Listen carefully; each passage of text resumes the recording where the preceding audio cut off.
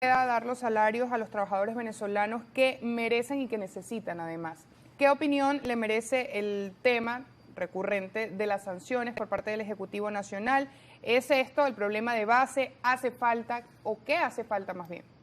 Bueno, mira, en principio la Unidad Política Popular 89 ya ha sido público permanentemente. Hemos dicho que las acciones unilaterales por parte de cualquier nación con respecto a otra nación, eso es una injerencia. Es decir, Estados Unidos ha tenido injerencia en los asuntos internos venezolanos, ha violentado el derecho internacional. Y esto no viene desde ahorita, esto viene desde el 2014 con el decreto Obama.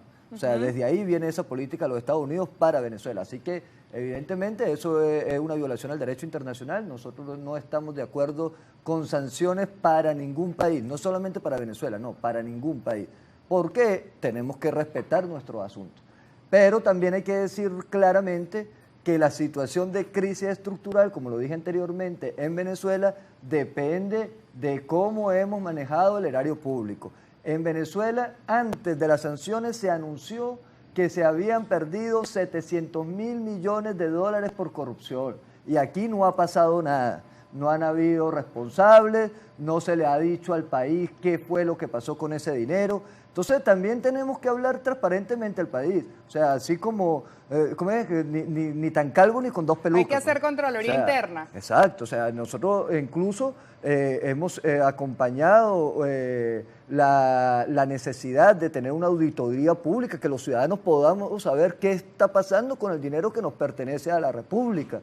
O sea, ¿cómo es posible que en un país se diga que se han perdido 700.000 millones de dólares y no pasa nada? 700.000 millones de dólares, o sea, es que no estamos hablando de $1.000, de 1.000.000, no, estamos hablando de 700.000 millones de dólares. Eso por la parte del ejercicio del gobierno, pero además hay también, y eso lo vemos todos los ciudadanos, cuando vamos a una institucionalidad, vemos la negligencia, vemos la mediocridad del servicio público, vemos la corrupción en la administración pública, la inoperancia. Y el tema de las sanciones eventualmente ya se ha comprobado, es público y notorio, que ha causado un efecto en la economía nacional y por supuesto se traduce en las desmejoras en términos de sueldos y de salarios, pero otra parte de la sociedad también se afianza en que siguen llegando, por ejemplo, camionetas, en que las personas que lideran el gobierno pues tienen una vida diferente a la del resto de la colectividad.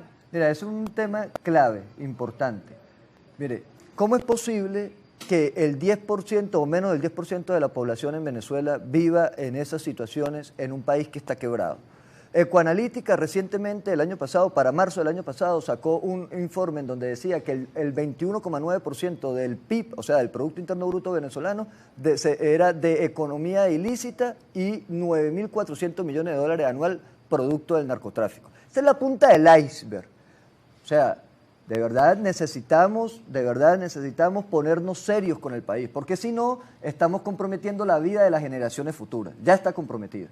Tenemos participación de la audiencia, vamos a hacerle algunas de estas preguntas de nuestros televidentes, @Bolívar Divisa, le agradecemos respuestas cortas porque se nos termina el tiempo en televisión muy rápido. Escribe, ¿el movimiento UPP apoyaría a Elsa Castillo como candidata presidencial o prefiere llevarla a las primarias de la oposición venezolana? Y el mismo usuario le pregunta, ¿Emilio Useche aprobaría activar la empresa privada única en el mundo, dador de empleos, o prefiere la producción comunal? El mismo usuario le hace las dos preguntas. ¿Qué le responde? Bueno, mira, primero, la Unidad Política Popular 89, el 24 de octubre del 2022, hizo público su propuesta de un salto adelante por la reconstrucción nacional, un pacto de ética por la República.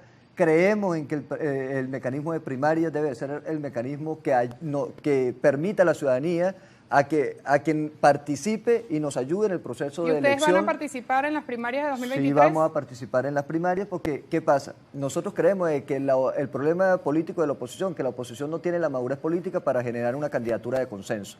Entonces, ¿qué estamos haciendo? Le estamos pidiendo a los ciudadanos que nos ayuden a escoger esa candidatura unitaria. ¿A través de qué?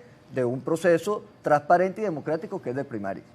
La señora Rosángel Mendoza, @RosangelMendo14, escribe, todo el mes de enero fue calle y se evidencia la falta de gerencia del gobierno que no ha podido dar respuesta al pueblo trabajador. ¿Qué le responde la señora Rosángel?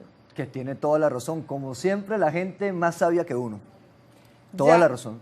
Tiene toda la razón. Ya nos corresponde despedir la entrevista. Muchísimas gracias por su opinión, por la visión desde UPP 99 acerca del panorama político nacional. A nosotros nos corresponde hacer la pausa. Nuestro invitado, Emilio Useche, coordinador nacional adjunto de UPP 89. Regresamos con más información a través de la pantalla.